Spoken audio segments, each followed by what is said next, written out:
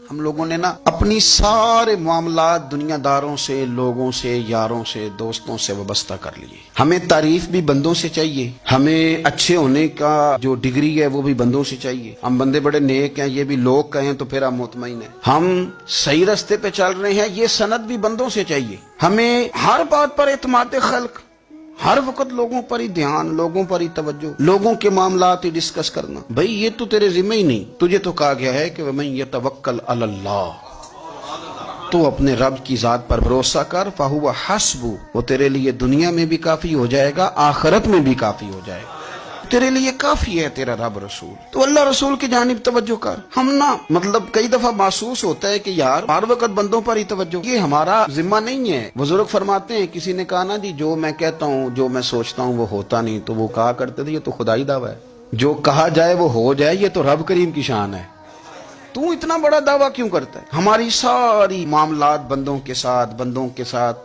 فلانے کو کیا مل رہا ہے، فلانا کدھر جا رہا ہے، فلانے کے پیسوں پہ میرا کتنا حق ہے، فلانا آگے نکل گیا، فلاں پیچھے رہ گیا، فلاں نے محبت سے نہیں دیکھا، فلاں نے یہ کر دیا۔ اب چھوڑیں، یہ تو ہر وقت تو ذکر آپ کو اللہ کا کرنا تھا۔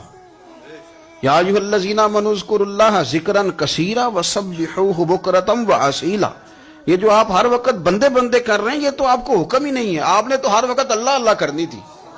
تو جو کام کرنے کا تھا وہ چھوڑ دیا، جو نہیں کرنا چاہیے تھا اس پہ بحث شروع کر دی۔ پھر دل کے اندر مد و جزر خراب ہوتے ہیں، قلبی واردات بگڑ جاتی ہیں، حسد پیدا ہوتا ہے، انسان کو لالچ پیدا ہوتا ہے، انسان حریص ہو جاتا ہے، انسان لوگوں سے عداوتیں پال لیتا ہے۔ کبھی ایسا کام نہ کرے۔ شہد بڑا میٹھا ہوتا ہے، عرب کے اندر ایک درخت پایا جاتا تھا، ایلوا اس کو کہتے تھے۔ اس طرح ہمارے ہاں نیم نہیں ہوتی، کڑوا ترین اس کا ذائقہ ہوتا ہے، اور آپ کچھ دیر اس کو پانی میں ڈال دیں تو پانی بھی سارا کڑوا ہو جاتا ہے، چونکہ اس کے خمیر میں رب کریم نے کرواہٹ رکھی ہے، اور حکمت ہے، اس کرواہٹ کا بھی اپنی جگہ فائدہ ہے۔ لیکن حضور سید عالم صلی اللہ علیہ وسلم نے ایک مثال بیان فرمائی، اور وہ بڑی سمجھنے کی ہے۔ حضور مثالیں دیتے تھے تو کمال ہو جاتی تھی، بڑے سے بڑا ان پڑھ بندہ بھی اس کی روح تک بات اتر جاتی تھی۔ کریم محبوب علیہ السلام فرمانے لگے کہ اگر ایلوا درخت کے کچھ ٹکڑے شہد میں ڈال دیے جائیں نا، تو شہد سے زیادہ میٹھی چیز کوئی نہیں ہوتی۔ تو حضور فرماتے ہیں کہ وہ ایلوا کا درخت جو ہے وہ شہد کو بھی بگاڑ دیتا ہے، اس میں کرواہٹ پیدا کر دیتا ہے، حالانکہ وہ بڑا میٹھا تھا، اپنی جگہ اس کی مٹھاس میں کوئی کسی قسم کی کمی نہیں تھی، لیکن وہ ایلوا کے درخت نے اسے بگاڑ دیا۔ اللہ کے محبوب فرماتے ہیں جس طرح ایلوا کا درخت شہد کو تباہ کر دیتا ہے نا، اس طرح حسد آدمی کے ایمان کو تباہ کر دیتا ہے۔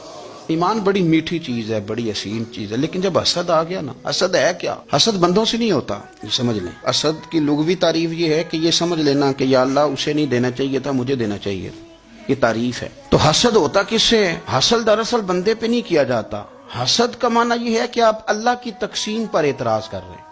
آپ کا کہنا یہ ہے کہ یا اللہ یہ تقسیم ٹھیک نہیں ہوئی، معاذ اللہ یہ ادھر چلا گیا، یہ تو ادھر آنے والی چیز تھی، تو یہ آپ نے ڈائریکٹ جو مقابلہ شروع کیا، معاذ اللہ یہ تو آپ نے اللہ کی تقسیم کے ساتھ شروع کر دی۔ تو پھر دل میں بگاڑ آتا ہے، پھر انسان ٹوٹ پھوٹ کا شکار ہوتا ہے، پھر وہ کمزور پڑ جاتا ہے، پھر وہ ایسی باتیں کرتا ہے جو اس کے منصب کے مطابق نہیں ہوتی، کچی بات کرتا ہے، کمزور بات۔ اللہ بہتر جانتے ہیں کون سی چیز اس نے کہاں رکھنی ہے۔ رب کی حکمت پر اور اس کی دی ہوئی توفیق پر راضی رہنا ایمان کا تقاضا ہے، لیکن ہمیں تو چاہیے تقسیم اپنی مرضی کی۔ ادھر کیوں چلا گیا، ادھر آنا چاہیے تھا۔ بھئی آپ کو یہ کس نے حق دیا ہے؟ مالک نے جو چاہا، جب چاہا، جہاں چاہا اپنے فضل سے عطا فرمایا۔